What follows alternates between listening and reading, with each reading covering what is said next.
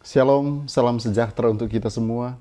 Bertemu kembali kita dalam lanjutan pembahasan pelajaran Sekolah Sabat, yang saat ini sudah masuk pelajaran yang ke-9 untuk triwulan yang pertama di tahun 2023. Dan saat ini judul pelajaran kita ialah Hati-hati dengan ketamakan. Sebelum kita lanjutkan, saya mau ajak kita berdoa. Bapa Surgawi, kami membutuhkan kuasa Roh Kudus-Mu.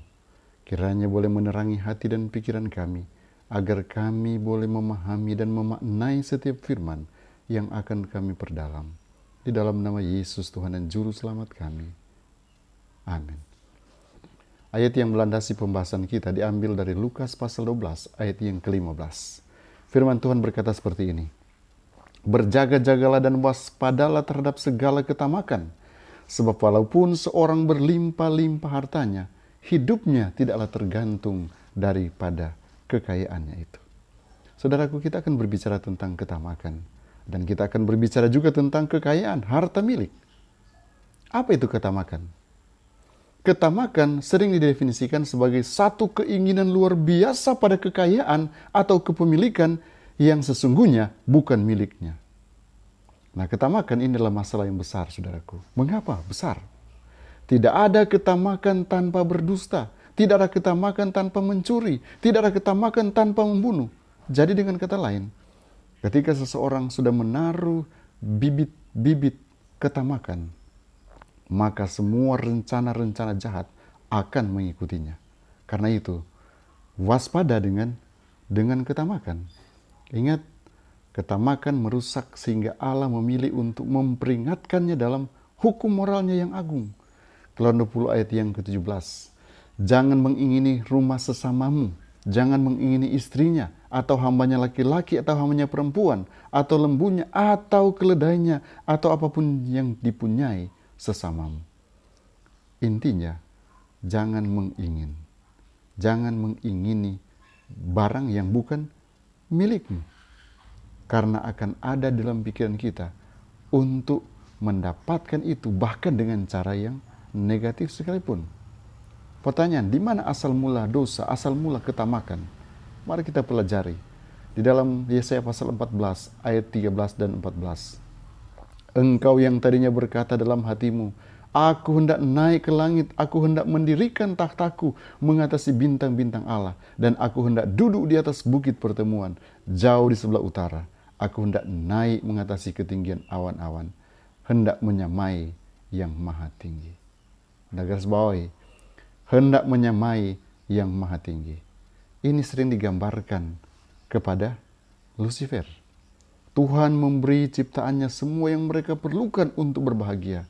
Namun entah kenapa, keinginan untuk ditinggikan di atas Tuhan tumbuh di dalam diri Lucifer.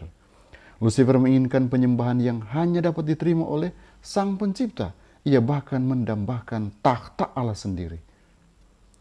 Belakangan, Lucifer juga menipu Hawa untuk melakukan dosa yang sama. Dia mengingini apa yang dilarang Allah, pohon pengetahuan tentang yang baik dan yang jahat. Nah, boleh buka dalam Kejadian pasal 36. Inilah bagaimana ketamakan menjadi bagian dari sifat berdosa saya dan saudara. Mari coba kita lihat contoh-contoh ketamakan di dalam Alkitab. Yang paling tidak, ini akan memberikan pembelajaran bagi saya dan saudara. Pertama akan. Siapa akan? Yosua pasal 7 ayat yang 21. Aku melihat di antara barang-barang jaran itu jubah yang indah, buatan Sinear, dan 200 sikal perak dan sebatang emas yang 50 sikal beratnya. Aku mengingininya, maka ku ambil. Inilah akan. Karena ingin, walaupun ada amaran, jangan pernah mengambil barang yang ada di tempat di mana musuh-musuhmu berada. Kata Ibrani, kyamat atau cemda, atau diterjemahkan mengingini. Ini tidak menyiratkan sesuatu yang buruk sebenarnya. Itu dapat diterjemahkan sebagai sesuatu yang indah, diinginkan, menggembirakan, baik, dicintai, menyenangkan, dan didambakan. Kata ini juga digunakan untuk memperkenalkan Daniel sebagai sangat dikasihi, atau Yesus sebagai keinginan. Masalahnya adalah menginginkan sesuatu yang bukan milik kita seperti yang dilakukan oleh Akan. Jadi masalah mengingini ini hal yang positif pada awalnya. Tetapi jika kita sudah menginginkan sesuatu yang bukan milik kita, kemudian ingin mendapatkan dengan cara yang negatif, ini yang berbahaya. Jadi ketamakan Akan adalah kehancurannya sendiri. Dan itu juga mempengaruhi seluruh keluarganya. Apa akibatnya? Seluruh keluarganya juga tewas. 36 orang. Anda bisa bayangkan, kesalahan dari satu orang mengakibatkan keluarganya juga harus menanggung akibatnya. Karena amaran sudah disampaikan terlebih dahulu. Kemudian contoh selanjutnya, yaitu Yudas. Matius 26 ayat 15. Ia berkata, apa yang hendak kamu berikan kepadaku supaya aku menyerahkan dia kepadamu? Mereka membayar 30 uang perak kepadanya. Siapa Yudas? Kita sudah tahu bersama. Yudas adalah salah satu murid Yesus. Yudas menginginkan sesuatu yang baik, dekat dengan Yesus. Bahkan menjadi seperti Yesus. Memberitakan kabar baik keselamatan. Namun, dia tidak pernah bisa menyingkirkan keserakahan. Keserakahannya membuatnya mencuri, mengkhianati, dan bahkan bunuh diri. Ketamakan Yudas membuatnya melanggar setidaknya ada 3 perintah lainnya, yaitu penyembahan berhala, keserakahan, membunuh, dan mencuri. Yudas tidak dimaksudkan untuk nasib yang menyedihkan ini, saudaraku. Seperti kita, dia bisa menerima kuasa Yesus yang akan mengubah hatinya. Namun, faktanya, ceritanya berbeda. Ini contoh yang kedua. Kemudian, contoh selanjutnya, Kisah pasal 5 ayat yang kedua. Ada siapa di sana? Ananias dan Safira. Dengan setahu istrinya, ia menahan sebagian daripada hasil penjualan itu dan sebagian lain dibawa dan diletakkannya di depan kaki rasul-rasul.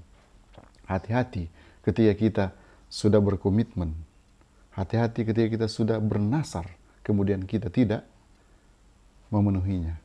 Ini adalah hutang Anda. Ini yang terjadi dengan Ananias dan Safira. Ananias dan Safira terdorong oleh teladan Barnabas dalam Kisah pasal 4 ayat 36-37. Sehingga mereka berjanji untuk menjual properti tanah dan memberikan seluruh jumlah penjualan kepada Tuhan. Itu hal yang bagus, bukan? Tapi semuanya berubah saat mereka menerima uang. Mereka pikir itu terlalu banyak untuk diberikan.